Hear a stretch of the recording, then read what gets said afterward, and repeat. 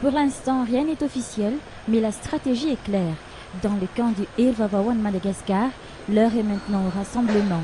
La rencontre de ce jour à Botsrouach en est le début. Je suis venu aussi parce qu'il est le président de la transition. Hein. Comme on dit, c'est le Rayamandjin à Madagascar.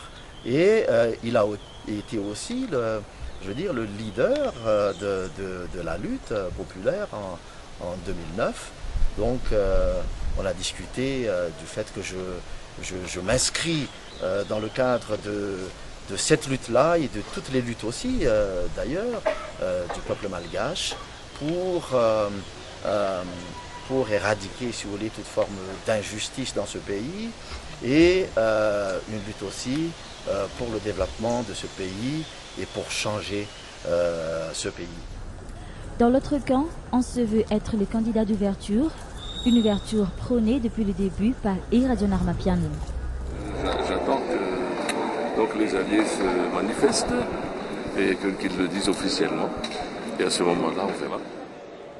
Après ces échecs dans les régions, Jean-Louis Robinson n'a pas le choix. Il doit courtiser les électeurs dans les côtes. La nomination d'un proche de l'amiral pour diriger sa campagne n'est qu'un début. Eugène Mangalaz qui affirme être toujours du côté de son mentor, malgré ce revirement. Il n'y a eu aucun changement de camp. Je me positionne selon la situation. Je n'ai pas trahi. Ne faites pas de fausses interprétations. Il est question d'intérêt de la nation.